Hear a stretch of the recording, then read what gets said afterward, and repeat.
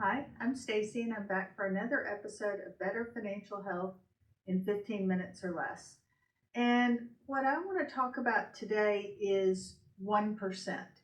How to nudge your finances along by making sort of small moves that just move you in the right direction.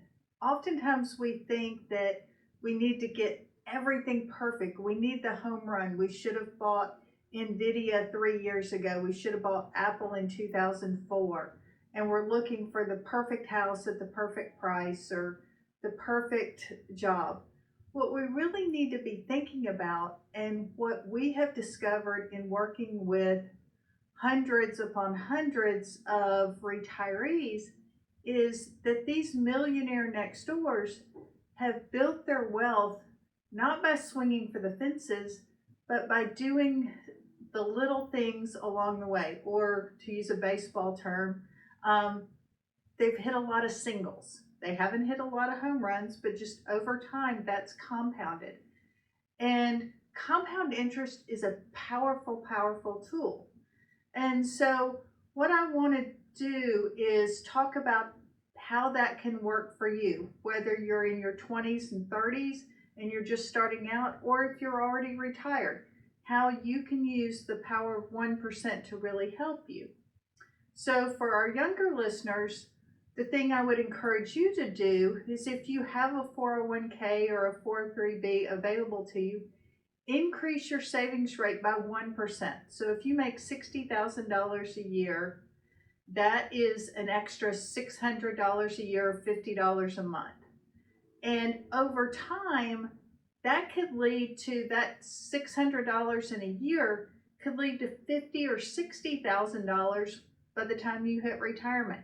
So it's not a big change coming out of your pocket. It's certainly not going to break you, but that little change can have a big impact. What if you don't have a 401k, or you're like, okay, I've already saved, I'm already at 15% in my 401k. Well, then consider maybe canceling one subscription service and taking that savings, say $10 a month, and putting that into a Roth IRA. So that's $120 a year. That also is going to build over time and build you a tax-free bucket. So these are some small things that you can do that will really have outside benefits for you down the road.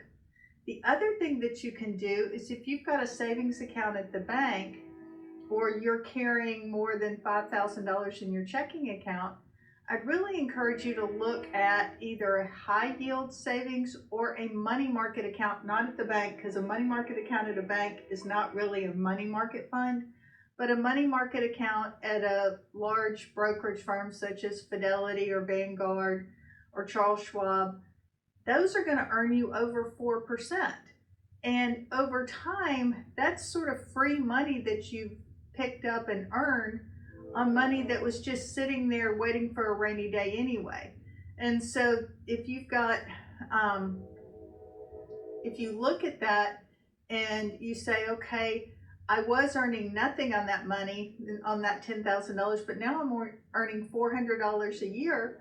Well, that can go a long way toward offsetting the cost of a vacation, or even making one of your car payments for you. So those are some little changes you can make there that can have outsized benefits to you longer term. What if you're already retired? You can also apply the 1% rule. That's, for example, if you're pulling out $60,000 out of your portfolio a year to live on, if you reduce that by 1%, that's $600. That's going to stay in there and grow over time, and potentially make it easier for you down the road when a big expense comes up, because that's there.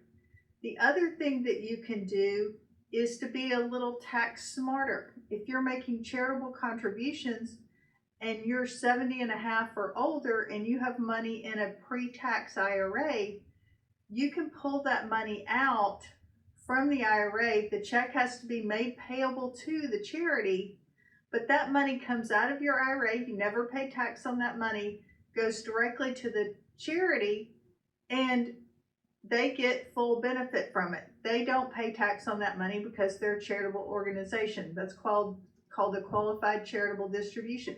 So that's something that you can do. You're still making the same charitable contributions, but instead of pulling it out, and since the standard deduction is so high, not getting any tax benefits for your giving, if you do it through your IRA, you can't do it if your money's in a 401k. It has to be an IRA to be able to do this. That's another way you can do it. The savings account thing and interest earnings also applies to you if you're retired. So that's also something that you can do. Because what we're really trying to do is to just focus on that small changes that we can do better. It's the same way that we get in better shape. We start going to a class and we just show up every day. And then all of a sudden our clothes fit a little bit better.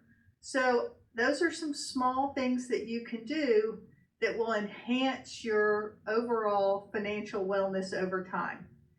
You don't have to hit a home run. Just make one small step.